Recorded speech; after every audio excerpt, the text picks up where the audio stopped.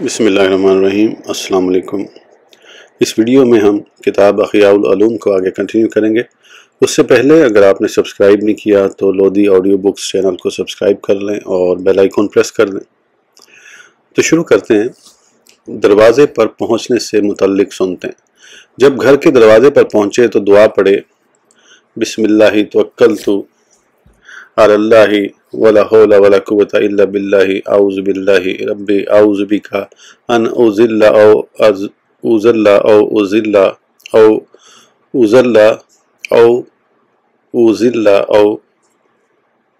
اضل او اظلم او اظلم او اجہل او یجہل علی اللہم انی لم اخرج اشرا بطرا ولا ریاء ولا سمعۃ بل خرجت اتقاء سخاتک وابتغاء مرضاتک وقضاء فرضک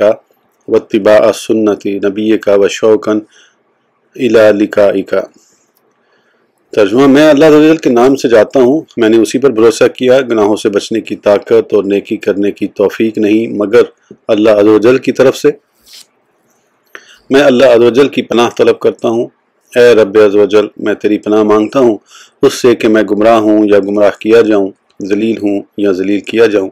لغزش کروں یا مجھے کوئی لغزش دے، کسی پر ظلم کروں یا مجھ پر ظلم کیا جائے، جاہل بنوں یا مجھے جاہل بنایا جائے۔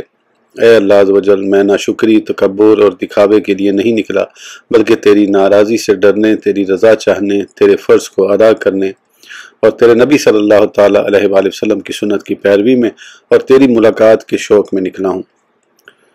روانہ ہوتے وقت کی دعا۔ جب روانہ ہو تو یہ دعا پڑھے، اللہم بکا ان تشرت و علیکا توکلت و بکا اعتصمت و علیکا توجہت، اللہم انت سکاتی و انت رجائنی فاکفنی ما اہمنی وما لا اہتم بہ وما انت عالم بہ منی عز جارک و جل ثناؤک ولا الہ غیرک، اللہم زودنی التقوی واغفر لی ذنبی ووجہنی للخیر اینما توجہت۔ یعنی اے اللہ عز و جل، تیری مدد سے میں نکلا، تجھی پر بھروسہ کرتا، تیری پناہ لیتا اور تیری طرف متوجہ ہوتا ہوں۔ اے اللہ عز و جل، مجھے تجھی پر اعتماد ہے اور تو ہی میری امیدگاہ، مجھے کفایت کر اس چیز سے جو مجھے فکر میں ڈالے اور اس سے جس کی میں فکر نہیں کرتا، اور اس سے جسے تو مجھ سے زیادہ جانتا ہے۔ تیری پناہ لینے والا باعزت ہے، تیری ثنا بلند و بالا ہے اور تیرے سوا کوئی معبود نہیں۔ اے اللہ عز و جل، تقوی کو میرا ذات راہ کر اور میرے گناہوں کو بخش دے اور مجھے خیر کی طرف متوجہ کر، جدھر میں توجہ کروں، جس منزل سے چلے اسے پڑھ لیا کرے۔ سوار ہوتے وقت کی دعا۔ سوار ہونے سے متعلق سنتیں۔ جب سوار ہو تو یہ دعا پڑھے، بسم اللہ وباللہ واللہ اکبر توکلت علی اللہ ولا حول ولا قوۃ الا باللہ العلی العظیم، ما شاء اللہ کان وما لم یشاء لم یکن، سبحان الذی سخر لنا ھذا وما كنا له مقرنین وإنا إلی ربنا لمنقلبون، اللہم انی وجہت وجہی الیک وفوضت امری کلہ الیک وتوکلت فی جمیع اموری الیک انت حسبی ونعم الوکیل۔ یعنی میں اللہ عز و جل کے نام سے سوار ہوتا ہوں۔ اللہ عز و جل سب سے بڑا ہے، میں نے اللہ عز و جل پر بھروسہ کیا، گناہوں سے بچنے کی طاقت اور نیکی کرنے کی توفیق نہیں مگر اللہ عز و جل کی طرف سے، جو سب سے بلند عظمت والا ہے۔ جو اللہ عز و جل نے چاہا ہوا، جو نہیں چاہا نہ ہوا، پاکی ہے اسے جس نے اس سواری کو ہمارے بس میں کر دیا اور یہ ہمارے بوتے کی نہ تھی، اور بے شک ہمیں اپنے رب کی طرف پلٹنا ہے۔ اے اللہ عز و جل، میں تیری طرف متوجہ ہوا، اپنا تمام تر معاملہ تیرے سپرد کیا، اپنے تمام امور میں تجھ پر ہی بھروسہ کیا، تو مجھے کافی ہے اور اچھا کارساز۔ جب سواری پر پرسکون ہو کر بیٹھ جائے تو 7 بار یہ پڑھے، سبحان اللہ والحمدللہ ولا الہ الا اللہ واللہ اکبر، اور یہ بھی پڑھے، الحمدللہ الذی ھدانا لھذا وما کنا لنہتدی لولا ان ھدانا اللہ، اللہم انت الحامل علی الظہر وانت المستعان علی الامور۔ یعنی پاکی ہے اللہ عز و جل کے لیے، تمام خوبیاں اللہ عز و جل کے لیے ہیں، اللہ عز و جل کے سوا کوئی معبود نہیں اور اللہ عز و جل سب سے بڑا ہے۔ سب خوبیاں اللہ عز و جل کو جس نے ہمیں اس کی راہ دکھائی، اور ہم راہ نہ پاتے اگر اللہ عز و جل نہ دکھاتا۔ اے اللہ عز و جل تو اس یعنی سواری کی پیٹھ پر بٹھانے والا ہے اور تمام امور میں تو ہی مددگار ہے۔ کسی جگہ ٹھہرنے سے متعلق سنتے، جب تک دن گرم نہ ہو جائے کسی جگہ پر پڑاؤ نہ کرے۔ زیادہ تر سفر رات میں ہو کہ حضور نبی کریم صلی اللہ تعالیٰ علیہ وآلہ وسلم نے ارشاد فرمایا تم رات میں سفر کیا کرو کیونکہ رات میں زمین لپیٹ دی جاتی ہے جو دن میں نہیں لپیٹی جاتی۔ کسی منزل پر ٹھہرے تو یہ دعا پڑھے، رات میں کم سوئے تاکہ سفر پر مدد ملے، جب کسی منزل پر ٹھہرے تو یہ دعا پڑھے اللہم رب السماوات السبع وما ازللنا ورب الارضین السبع وما اکللنا ورب الشیاطین وما اضللنا ورب الریاح وما زرینا ورب البحار وما جرینا اسألک خیر هذا المنزل وخیر اخلہ واعوذ بک من شرہ وشر ما فیہ اصرف انی شر شرارہم۔ یعنی اے اللہ عز و جل ساتوں آسمانوں کے رب اور ان کے جن پر ان کا سایہ ہے، ساتوں زمینوں کے رب اور ان کے جن کو انہوں نے اٹھا رکھا ہے، شیاطین کے رب اور ان کے جنہیں انہوں نے گمراہ کیا، ہواؤں کے رب اور ان کے جسے وہ اڑائیں، سمندروں کے رب اور ان کے جسے وہ بہائیں، میں تجھ سے اس مقام اور اس میں رہنے والوں کی بھلائی کا سوال کرتا ہوں، اس کے شر اور اس میں موجود چیزوں کے شر سے تیری پناہ طلب کرتا ہوں، یہاں کے شریر لوگوں کے شر کو مجھ سے دور کر دے۔ جب کسی مقام پر ٹھہرے تو 2 رکعت نماز پڑھ کر یہ دعا پڑھے اعوذ بکلمات اللہ التامۃ اللاتی لا یجاوزہن بر ولا فاجر من شر ما خلق، یعنی میں اللہ عز و جل کی ان کلمات تامہ کے ساتھ اس کی مخلوق کے شر سے پناہ مانگتا ہوں جن سے کوئی نیک و بد تجاوز نہیں کر سکتا۔ رات کے وقت یہ دعا پڑھے، جب رات چھا جائے تو یہ دعا پڑھے یا ارض ربی و ربک اللہ اعوذ باللہ من شرکی و شر ما فیکی و شر ما دب علیکی اعوذ باللہ من شر کل اسد و اسود و حیت و اقرب و من شر ساکن البلد و والد و ما ولد و لہ ما سکن فی اللیل والنہار وہو السمیع العلیم۔ یعنی اے زمین میرا اور تیرا رب اللہ عز و جل ہے، میں تیرے شر، تجھ میں موجود چیزوں کے شر اور تجھ پر چلنے والی چیزوں کے شر سے اللہ عز و جل کی پناہ چاہتا ہوں۔ میں شیر، اژدہے، سانپ، بچھو، شہر میں رہنے والے اور باپ شیطان اور اس کی اولاد کے شر سے اللہ عز و جل کی پناہ چاہتا ہوں، اور اسی کا ہے جو کچھ بستا ہے رات اور دن میں، اور وہی ہے سنتا جانتا۔ حفاظتی اقدامات: دن کے وقت خوب احتیاط برتے اور قافلے سے الگ تنہا نہ چلے، کیونکہ بعض اوقات انسان غفلت میں قتل کر دیا جاتا ہے یا قافلے سے بچھڑ جاتا ہے۔ رات کو ہوشیار ہو کر سوئے، اگر رات کے ابتدائی حصے میں آرام کرے تو بازوؤں کو بچھا لے، اور اگر آخری حصے میں سوئے تو بازوؤں کو کھڑا کر لے اور سر ہتھیلی پر رکھ لے، کہ پیارے مصطفیٰ صلی اللہ تعالیٰ علیہ وسلم سفر میں اسی طرح آرام فرمایا کرتے تھے، کیونکہ بسا اوقات نیند کا ایسا غلبہ ہوتا ہے کہ سورج طلوع ہو جاتا اور فجر قضا ہو جاتی ہے اور بندے کو خبر تک نہیں ہوتی، حالانکہ نماز جو قضا ہو جاتی ہے وہ حج میں ملنے والے ثواب سے افضل تھی۔ رات کے وقت بہتر یہ ہے کہ 2 رفیق باری باری حفاظت کریں کہ جب ایک سو جائے تو دوسرا حفاظت کرے، یہی سنت ہے۔ دشمن یا کسی درندے کا خوف ہو تو یہ دعا پڑھے، اگر رات یا دن میں دشمن یا کسی درندے کے حملے کا خوف ہو تو دعا یہ پڑھے اللہ لا الہ الا هو الحی القیوم لا تأخذہ سنۃ ولا نوم لہ ما فی السماوات وما فی الارض من ذا الذی یشفع عنده الا باذنہ یعلم ما بین ایدیہم وما خلفہم ولا یحیطون بشیء من علمہ الا بما شاء وسع کرسیہ السماوات والارض ولا یؤودہ حفظہما وہو العلی العظیم۔ لا اکراہ فی الدین قد تبین الرشد من الغی فمن یکفر بالطاغوت ویؤمن باللہ فقد استمسک بالعروۃ الوثقی لا انفصام لہا واللہ سمیع علیم۔ اللہ ولی الذین آمنوا یخرجہم من الظلمات الی النور والذین کفروا اولیاءہم الطاغوت یخرجونہم من النور الی الظلمات اولئک اصحاب النار هم فیہا خالدون۔ شاہد اللہ انہ لا الہ الا هو والملائکۃ واولو العلم قائما بالقسط لا الہ الا هو العزیز الحکیم۔ ان الدین عند اللہ الاسلام وما اختلف الذین اوتوا الکتاب الا من بعد ما جاءہم العلم بغیا بینہم ومن یکفر بآیات اللہ فإن اللہ سریع الحساب۔ پچھلی آیتیں سورہ بقرہ کی تھیں، یہ آخری آیتیں سورہ آل عمران کی، پھر سورہ اخلاص، سورہ فلق اور سورہ ناس، پھر یہ دعا پڑھے بسم اللہ ما شاء اللہ لا قوۃ الا باللہ حسبی اللہ توکلت علی اللہ ما شاء اللہ لا یأتی بالخیر الا اللہ ما شاء اللہ لا یصرف السوء الا اللہ حسبی اللہ وکفی سمع اللہ لمن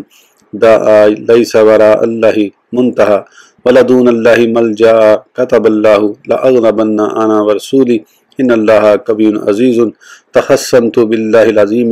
واستغثت بالحی الذی لا يموت اللہم اخرسنا بعینک التی لا تنام واکنفنا برکنک الذی لا یرام اللہم ارحمنا بقدرتک علینا فلا نخلق وانت سکاتنا وراجاؤنا اللہم عطف علینا قلوب عبادک و امائک برافت ورحمت انک انت ارحم الراحمین۔ ترجمہ، یعنی میں اللہ عز و جل کے نام سے شروع کرتا ہوں، جو اللہ عز و جل چاہے وہی ہوتا ہے، اللہ عز و جل کے سوا کوئی طاقت نہیں، مجھے اللہ عز و جل کافی ہے، میں نے اللہ عز و جل پر بھروسہ کیا، جو اللہ عز و جل چاہے وہی ہوتا ہے، اللہ عز و جل کے سوا کوئی بھلائی نہیں لا سکتا، جو اللہ عز و جل چاہے وہی ہوتا ہے، اللہ عز و جل کے سوا کوئی برائی کو نہیں ٹال سکتا، مجھے اللہ عز و جل کافی ہے، وہ پکارنے والے کی پکار سنتا ہے، اللہ عز و جل کے سوا کوئی انتہا و ٹھکانہ نہیں اور نہ ہی اس کے سوا کوئی پناہ گاہ ہے۔ اللہ لکھ چکا کہ ضرور میں غالب آؤں گا اور میرے رسول، بے شک اللہ قوت والا عزت والا ہے۔ میں نے عظمت والے رب کے قلعے میں پناہ لی، اس زندہ کی بارگاہ میں استغاثہ کیا جسے کبھی موت نہیں۔ اے اللہ عز و جل اپنی اس نظر کے ساتھ ہماری حفاظت فرما جو سوتی نہیں، اپنے اس سہارے کے ساتھ ہماری حفاظت فرما جو کبھی جدا نہیں ہوتا۔ اے اللہ عز و جل ہم پر اپنی قدرت کے مطابق رحم فرما تاکہ ہم ہلاک نہ ہوں، کہ ہمیں تجھ پر ہی بھروسہ ہے اور تو ہی ہماری امیدگاہ ہے۔ اے اللہ عز و جل اپنے بندوں اور بندیوں کے دلوں کو اپنی رحمت و مہربانی سے ہم پر مہربان فرما، بے شک تو سب سے بڑھ کر رحم فرمانے والا ہے۔ بلندی پر چڑھنے اور ڈھلان میں اترنے کی سنتے، جب راستے میں زمین کے کسی بلند مقام پر پہنچے تو 3 بار اللہ اکبر کہنا اور یہ دعا پڑھنا مستحب ہے۔ اللہم لک الشرف علی کل شرف ولک الحمد علی کل حال، یعنی اے اللہ عز و جل تو سب سے بزرگ و برتر ہے اور ہر حال میں تیری ہی حمد ہے۔ جب ڈھلان میں اترے تو سبحان اللہ کہے۔ ڈر خوف محسوس ہو تو یہ دعا پڑھے۔ دوران سفر ڈر خوف محسوس ہو تو یہ دعا پڑھے، سبحان اللہ مالک القدوس رب الملائکۃ والروح جلالات السماوات بالعزت والجبروت، یعنی پاک ہے اللہ عز و جل جو مقدس بادشاہ ہے، وہ فرشتوں اور جبرائیل علیہ السلام کا رب ہے، اسی کی عزت و غلبے کے ساتھ آسمانوں کو بزرگی حاصل ہوئی۔ احرام باندھنے سے لے کر دخول مکہ تک کے آداب، اس میں 5 امور مستحب ہیں۔ غسل سے متعلق امور، احرام کی نیت سے غسل کرے، یعنی جب اس مشہور میقات تک پہنچے جہاں سے لوگ احرام باندھتے ہیں تو غسل کرے اور خوب صفائی ستھرائی سے کام لے، داڑھی اور سر میں کنگھی کرے، ناخن تراشے اور مونچھیں پست کرے، الغرض طہارت کے باب میں بیان کیے گئے طریقے کے مطابق اچھی طرح غسل کرے۔ کپڑوں سے متعلق امور، سلے ہوئے کپڑے نہ پہنے بلکہ احرام کی 2 چادریں پہنے، سفید افضل ہیں کہ سفید کپڑے اللہ عز و جل کو زیادہ محبوب ہیں، ایک اوپر اوڑھ لے اور دوسری کو بطور تہمت باندھ لے۔ کپڑوں اور جسم پر خوشبو لگائے، ایسی خوشبو لگانے میں کوئی حرج نہیں کہ احرام کے بعد جس کا جرم باقی رہے، کیونکہ حضور نبی اکرم صلی اللہ تعالیٰ علیہ وسلم نے احرام باندھنے سے پہلے جو خوشبو استعمال کی تھی، باندھنے کے بعد بھی کچھ خوشبو سر انور پر پائی گئی تھی۔ احرام باندھنے کے بعد کے امور، احرام باندھنے کے بعد کچھ دیر توقف کرے یہاں تک کہ سواری اسے لے کر اٹھے، جبکہ سوار ہو، اگر پیدل ہو تو چلنا شروع کرے۔ اس وقت حاجی یا عمرے کے احرام کی نیت کرے، حج کران یا افراد جو بھی اس کا ارادہ ہو۔ احرام کے انعقاد کے لیے فقط نیت کافی ہے، لیکن سنت یہ ہے کہ نیت کے ساتھ تلبیہ بھی کہہ لے اور یوں کہے، لبیک اللہم لبیک لبیک لا شریک لک لبیک ان الحمد والنعمت لک والملک لا شریک لک، یعنی میں حاضر ہوں اے اللہ عز و جل، میں حاضر ہوں تیرا کوئی شریک نہیں، میں حاضر ہوں، بے شک حمد، نعمت اور بادشاہی تیرے لیے ہے، تیرا کوئی شریک نہیں۔ اگر زیادہ کہنا چاہے تو یوں کہے، لبیک و سعدیک والخیر کلہ بیدیک والرغباء الیک، لبیک بحجۃ حقا تعبدا و رقا اللہم صلی علی محمد و آل محمد، یعنی میں حاضر ہوں اور بار بار حاضر ہوں، اور تمام بھلائی تیرے قبضہ قدرت میں ہے اور تیری طرف رغبت ہے۔ میں تیری بندگی و غلامی کرتے ہوئے حق کے ساتھ حج کے لیے حاضر ہوں۔ اے اللہ عز و جل محمد صلی اللہ تعالیٰ علیہ وآلہ وسلم اور ان کی آل پر رحمت نازل فرما۔ احرام باندھنے کے بعد یہ دعا پڑھے۔